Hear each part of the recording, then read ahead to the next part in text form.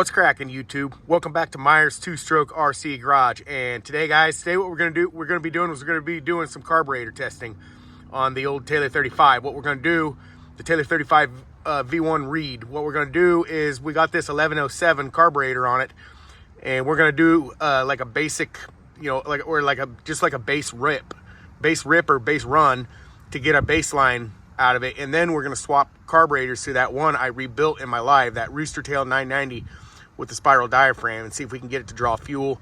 And we're going to put that on there and see how much better, if any, it is. So why don't I go ahead and get you guys on my head, and we'll get this baby fired up, get our baseline run, and we'll swap out carburetors and go from there.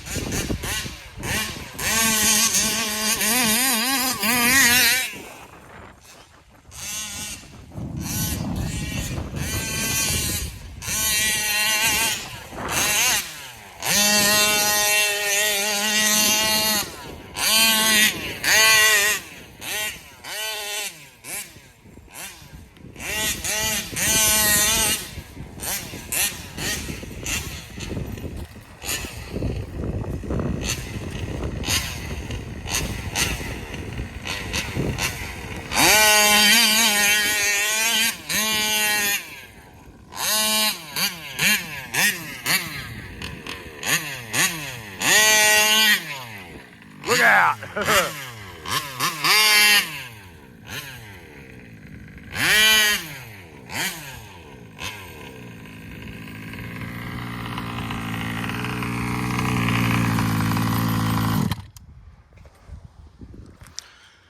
All right, guys, we got our baseline run in, and we're going to swap out carburetors and come back out and see what the 990's like. I'll be right back. All right, guys, it's a couple days later, and I took that 990. This is the 990 that I went through on my live, and I put it on the 35, and I still could not get it to draw fuel. And then I took it apart again. So this is a couple days later. I don't know if I mentioned that, but anyways, I took it apart again and went through it again and set aside pulling the Welsh plugs, because I cleaned that screen and stuff, and set aside pulling the Welsh plugs and stuff and going through those ventures with drill bits. That's where I am now. And I just, I was just kind of tired of screwing with this carburetor. So what I've done is I put my other 990 on it. This 990 originally came with the 35 when I first got it, the piston port 35. So that's what we got on it. And so we still have okay, so this one does not have the spiral diaphragm in it. You know, you can see it's not white up there, but it's still going to give us, you know, I guess, what am I trying to say? Like a comparison of the 1107 versus the Roostertail 990, and what kind of gains, if any, do you get out of it? So anyways, that being said, guys, I do have a 990 on it. It's not the one that I rebuilt in my live, but I kind of wanted to touch on that. And I also decided to go ahead and paint that cage white, and I think it came out really, really well, guys. I really think it came out well. So what we're going to be doing next is we're going to take this baby out, and I'm going to get you guys on my head, and we're going to fire this baby up, and we're going to see what the difference is between. The only thing I've done is swap carburetors, and that's it. So anyways, why don't we get this baby outside and give it a rip and see if we can tell the difference between carburetors.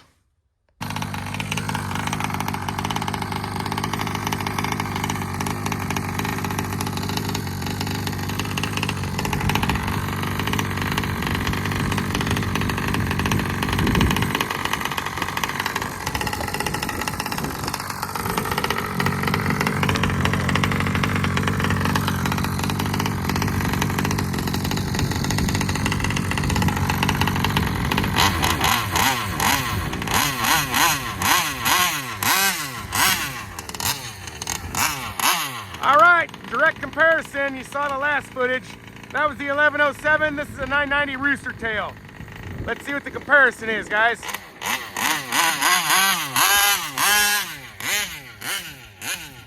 You gotta get it cleared out.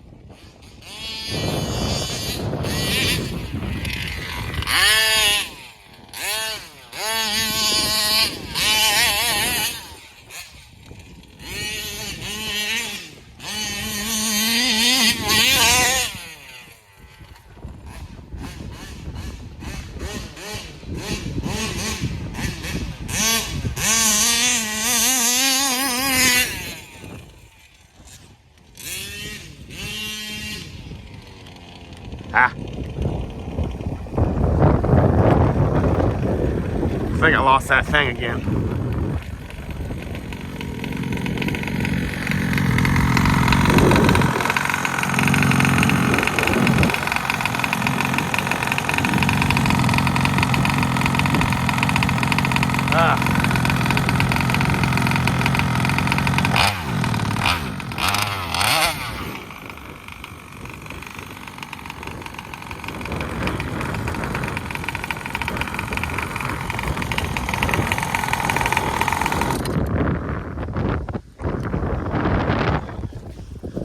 All right, guys, that was a quick comparison. I gotta shut it down here because this lock here, it's come loose, and I gotta take it back to the shop. But we did get a little bit of comparison, and I do think it gives it more oomph. I think it carries the wheels up in the air for longer, and it brings them up more often, I feel like. And that also could be because there's more grip in the ground. I mean, it has been raining quite a bit here lately. We'll get a 10th here, 10th there, and you know, the sun's not out beating down like crazy and drying it all up like it used to be in the summertime. So it is kind of wet out here. It's, you know, the ground's kind of muddy. Yeah, it's great conditions for traction and stuff. But anyways, guys, that's my comparison. I wish we could have compared them a little bit longer, but that collar came loose on me. So anyways, guys, that's what we were doing today. If you liked the video, give it a thumbs up, share, subscribe, do all that stuff. And don't forget, we will see you in the next one.